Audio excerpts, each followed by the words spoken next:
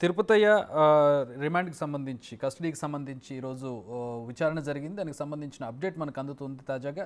దీనికి సంబంధించి నగేష్ జాయిన్ అవుతున్నారు ప్రస్తుతం. నగేష్, ఏంటి అంటే స్పెషల్గా జడ్జిమెంట్లు ప్రస్తావించినట్టుగా కనపడుతుంది. ప్రణీత్ రావు తన పోలీస్ తెలివితేటలు ఉపయోగించి దాంతో కస్టడీ కొంచెం తగ్గినట్టు కనపడుతుంది. అసలు ఏం జరిగింది ఈరోజు? ఎట్లాంటి జడ్జిమెంట్ వచ్చింది? ఎందుకంటే ప్రణీత్ రావు వ్యవహారానికి సంబంధించి ఆల్రెడీ 14 రోజుల రిమాండ్ గడువు ముగిసింది. రిమాండ్ గడువులోపే మళ్ళీ కస్టడీ పిటిషన్ అప్పుడు పోలీసులు దాఖలు చేయాలి. సో అప్పుడు దాఖలు చేయలేదు కాబట్టి వీళ్ళు ఇద్దరితో పాటు ప్రణీత్ రావు కస్టడీని కూడా పోలీసులు అడిగారు. కానీ ప్రణీత్ రావుకు సంబంధించిన జడ్జిమెంట్లను వాళ్ళ న్యాయవాది ప్రస్తావించారు. ఒకసారి రిమాండ్ ముగిసిన తర్వాత మళ్ళీ కస్టడీ అడగకూడదని చెప్పి ప్రస్తావించారు. ఆ రిమాండ్లను అన్నీ పరిశీలించిన తర్వాతనే ప్రణీత్ రావుకు సంబంధించిన కస్టడీ పిటిషన్ని డిస్మిస్ చేస్తూ ఇద్దరు అడిషనల్ ఎస్పీలు భుజంగరావు, తిరుపతన్నలు మాత్రం 5 రోజుల కస్టడీకి ఇస్తూ నాంపల్లి కోర్టు ఆర్డర్ పాస్ చేసింది. రేపు ఉదయం నుంచి మొదలుకొని 5 రోజుల వరకు ఉదయం నుంచి సాయంత్రం వరకు బంజారాహిల్స్ పోలీస్ స్టేషన్లో వాళ్ళిద్దరిని విచారిస్తారు. ఇక ప్రస్తుత విచారణకు సంబంధించి మాత్రం రాధాకిషన్ రావు అలాగే గట్టుమల్లి సిఐ బంజారాహిల్స్ పోలీస్ స్టేషన్లో ఇంకా విచారణ కొనసాగుతోంది. West zone DCP Vijay Kumar వాళ్ళని ప్రణీత్ రావుని విచారించే అవకాశం లేదు. ఎందుకు విచారించారంటే ఆల్రెడీ అరెస్టు తర్వాత 14 రోజుల రిమాండ్ అనేది యథావిధిగా ప్రతిసారి జరుగుతుంటుంది. ఒకసారి లీగల్ ఆస్పెక్ట్ ప్రకారం 14 రోజులు రిమాండ్ ముగిసి జైలుకు వెళ్ళిన తర్వాత మళ్ళీ కస్టడీ పిటిషన్ అనేది వేయకూడదు. ఎందుకంటే అది లీగల్గా చెల్లదు.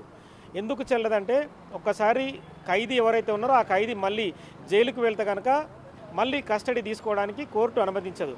మళ్ళీ కొత్త ఎఫ్ఐఆర్ అంటే ప్రణీత్ రావు కనుక ఈ ట్యాపింగ్ కేసులో ప్రణీత్ రావు గురించి వేరే అధికారి నన్ను కూడా ప్రోవోకేట్ చేశాడు, ఈ కేసులో ప్రణీత్ రావు ఉన్నాడని చెప్పి పేరు చెప్తే కనుక మరొక ఎఫ్ఐఆర్లో ప్రణీత్ రావుని A1, A2, A3 అలా మళ్ళీ నెంబరింగ్ చేస్తే కనుక అప్పుడు ప్రణీత్ రావుని కస్టడీ కోరడానికి పోలీసులకు అనుమతి లభిస్తుంది. సో ఇప్పుడు మాత్రం సాధ్యం కాదనేది చెప్పచ్చు. ఎందుకంటే లీగల్ ప్రకారము చాలా జడ్జిమెంట్లు భారతదేశంలో సుప్రీంకోర్టు చెప్తున్న విధి విధానాలు కావచ్చు, సుప్రీంకోర్టు జడ్జిమెంట్లు, వివిధ రాష్ట్రాల్లో జరుగుతున్న అరెస్టులు, జడ్జిమెంట్లు వాటన్నిటిని కూడా వాళ్ళ న్యాయవాది కోర్టు ముందు ప్రస్తావించారు. ఆ క్రమంలోనే ఒక్క ప్రణీత్ రావుకు సంబంధించిన కస్టడీ పిటిషను కస్టడీకి ఇవ్వడం కుదరదని చెప్పి డిస్మిస్ చేస్తూ కోర్టు నిర్ణయం. బెయిల్కి వెళ్ళబోతున్నాడా ప్రణీత్ రావు?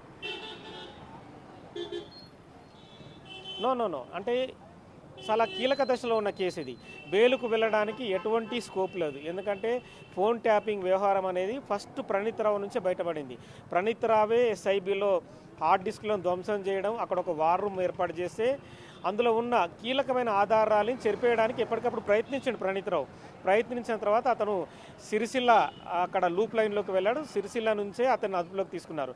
ఇందులో ఫస్ట్గా ఎఫ్ఐఆర్ నమోదైనప్పుడు A1గా ఉన్నదే ప్రణీత్ రావు.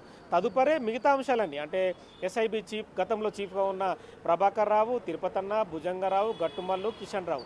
సో వీళ్ళందరి పేర్లు తదుపరి ఆయన చెప్తేనే వస్తున్నాయి. ఆయన అప్పుడైతే ఏదైతే కస్టడీలో 7 రోజుల కస్టడీలో సమాచారం ఎంతమంది పేర్లు చెప్పాడో వాళ్ళందరినీ వరుస క్రమంలోనే పోలీసులు పిలుస్తున్నారు.